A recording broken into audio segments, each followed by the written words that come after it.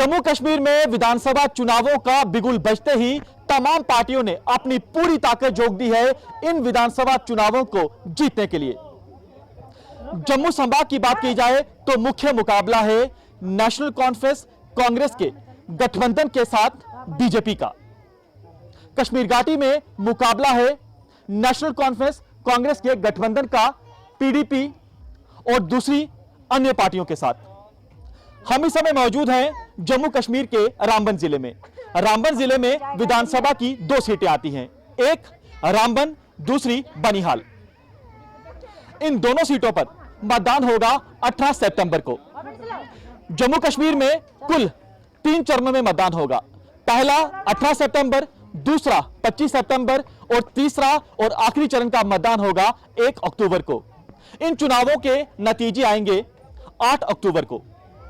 रामबन जिले की जनता क्या सोचती है, मतदाताओं के मन में क्या है, वोटर क्या सोचकर इन चुनाव में वोट करेंगे, क्योंकि जम्मू कश्मीर में 10 सालों के बाद विधानसभा का चुनाव हो रहा है। मतदाताओं के बीच हम पहुंचे हैं ताकि इन मतदाताओं से हम बातचीत कर सकें और ये समझें, ये जानें कि इन मतदाताओं के लिए इन चुनावों में सबसे बड़े मुद्दे क्या रहेंगे। आप देखिए कि हमने कोशिश की है कि आपकी हर एक मतदाता से बातचीत करवा सकें ताकि आप जान सकें कि इन लोगों के लिए इन चुनावों में क्या मुद्दे हैं। शुरुआत करते हैं महिलाओं से। क्या नाम है आपका? विमला देवी। विमला जी, 10 सालों के बाद चुनाव हो रहे हैं, क्या मुद्दे आपके लिए इन चुनावों में रहेंगे?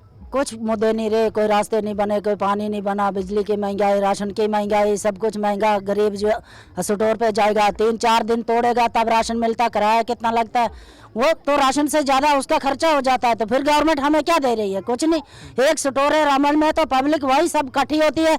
4-4 दिन मर्द जेंट्सों के टूट जाते हैं। उधर दिहाड़ी नहीं लगे तो गरीब दिहाड़ी लगाने वाला 4 दिन तोड़ कर तो उसका तो पड़ के मर जाएगा। वो क्या काम करने के लिए?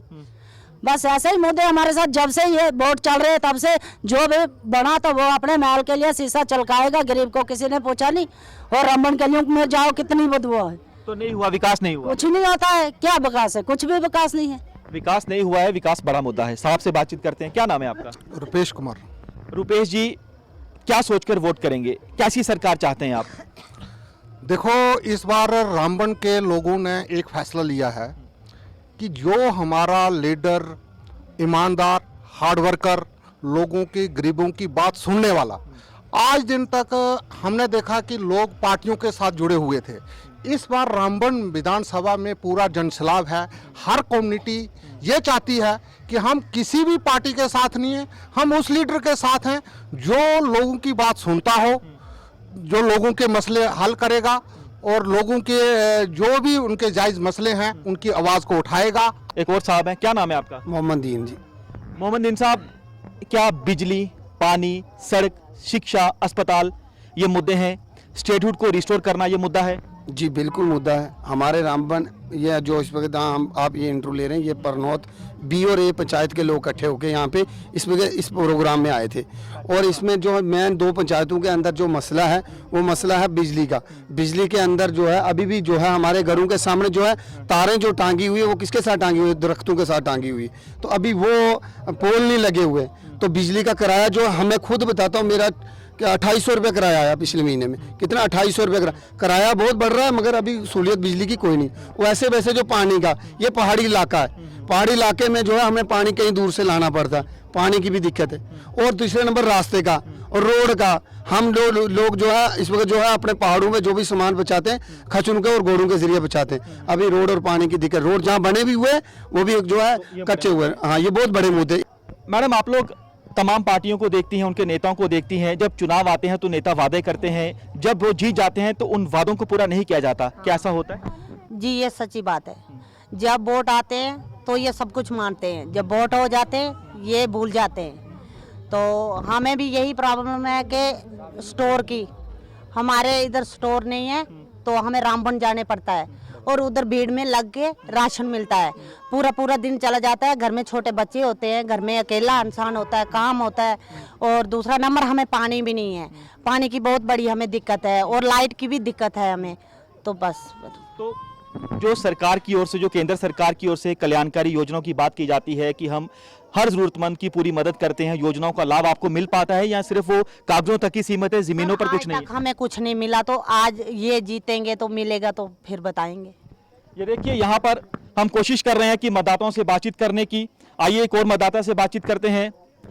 हर किसी के अपने अपने मुद्दे हैं, क्योंकि आम जनता से हम बातचीत कर रहे हैं तो ज्यादातर लोग बता रहे हैं कि बेरोजगारी, महंगाई, नशा भी एक बड़ा मुद्दा है, बिजली बड़ा मुद्दा है।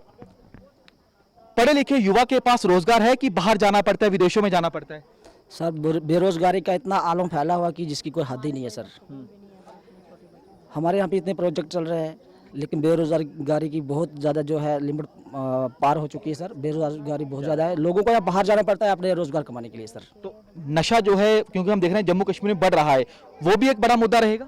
सर मैं नशे की क्या बात करूँ, नशा कर मर रहे हैं, तो नशे का नहीं तो और किस चीज का? सर मैं आपकी वसाजत से ये क्लियर करना चाहता हूँ। सब कुछ आप क्या आएंगे, आपके पास आएंगे जी। सर मैं आपकी वसाजत से ये क्लियर करना चाहता हूँ कि हॉस्पिटल में दवा नहीं है, लेकिन ठेके में दारू जरूर है। मैं आपकी वजह से क्लियर करना चाहता हूँ कि हॉस्पिटल की हालत देखें, वहाँ पे दवा नहीं है, लेकिन ठेके में दारू जरूर है। इतनी हालत बिगड़ी हुई है, हमारे लोग नशे में मुब्तला है। हॉस्पिटल में जाए तो दवा नहीं है, डॉक्टर नहीं है, स्कूल में मास्टर नहीं है। जहाँ पे 10 मास्टर की जरूरत है, वहाँ पे 1 मास्टर काम चला रहे हैं। जहाँ डॉक्टर नहीं है, कोई एक्सरे की मशीन नहीं है, सीटी स्कैन नहीं है, दवा नहीं है, लेकिन ठेके में जाएंगे वहाँ दारू जरूर है। देखिए, जो बाकी पार्टियों ने जो है ऐसी राजनीति रची हुई है कि जो धन वाला है जिसके पास उसको टिकट दे रहे हैं, और जिनके पास जनता जनार्दन है तो उनको टिकट नहीं दे रहे हैं। इसलिए आपके माध्यम से मैं ये पूरे हिंदुस्तान के पार्टियों को मैसेज देना चाहता हूं कि अगर उन्हें मैंडेट देना है तो जनता को पूछ कर दिया जाए। जो जनता के बीच में रहता है, जो जनता की काम करता है, जो जनता की सेवा करना जानता है, जो जनता की सेवा कर रहा है, उस आदमी को जो है मैंडेट देना चाहिए, ताकि वो जनता की सेवा करे और जनता के भरोसे पर खरा उतरे। बिल्कुल बिल्कुल। ये देखिए एक महिला है, महिलाओं के लिए सबसे बड़ा मुद्दा क्या है और आपके इलाके में क्या मुद्दे हैं? हमारे इलाके में पानी भी नहीं मिलता है पीने के लिए, वो भी कहीं दूर दूर से लाने पड़ता है। और जो बिजली है तो वो भी बहुत ज़्यादा महंगाई है, बहुत ज़्यादा वो पैसा है। जो मजदूरदार वो क्या करेंगे, कुछ नहीं कर सकते हैं। इस टाइम तो सब बोलते हैं तो भाई हम आपके लिए बहुत कुछ करेंगे, जब वो टाइम आते हैं उस टाइम हमारे को कोई देखता नहीं है। तो आप लोगों के पास रोजगार है? हमारे पास कुछ नहीं है। जैसे सरकार जो मदद करती है महिलाओं की, कि वो मदद आपके गांव में की जा रही है, जो स्कीम्स की, जो सरकारी स्कीमें होती हैं, उसका लाभ आप लोगों तक पहुंचता है? हमारे को कुछ नहीं मिला, अभी तक हमारे को कुछ नहीं मिला। और हमारे को जो है एक मकान दिया, वो मकान भी नहीं मिला, वो भी पंचायत घर से वो फार्म हमारे घर में पहुंचा था। और बाथरूम तक हमारे को नहीं मिला है, वो भी घर से वो पता नहीं दूसरे किसी को दे लिया। और नहीं मुझे बाथरूम मिला, और नहीं हमारे घर में पानी वगैरह, बत्ती वगैरह कुछ नहीं मिलती है। हम मरते हैं सब चीज़ों के लिए।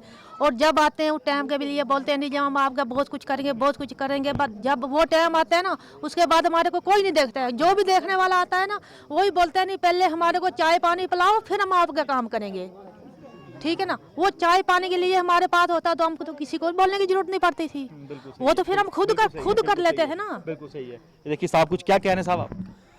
सर 25/4/2025 को यहाँ पर एक बहुत बड़ा डिजास्टर हुआ, जिसकी जद में तकरीबन 100 और 125 घर जो आए, पूरी जो है ज़मीनें तहस नहस हो गई, जिसके अंदर जो है 28 मकान बिल्कुल ज़मीन दोज हो चुके। तो जो लोकल एडमिनिस्ट्रेशन थी यहाँ पर, उन्होंने तो ठीक तरीके से काम किया, लेकिन आज हमें बताते हैं कि कभी आपकी फाइल LG के पास है, कभी आपकी फाइल जो है DICOM के पास है।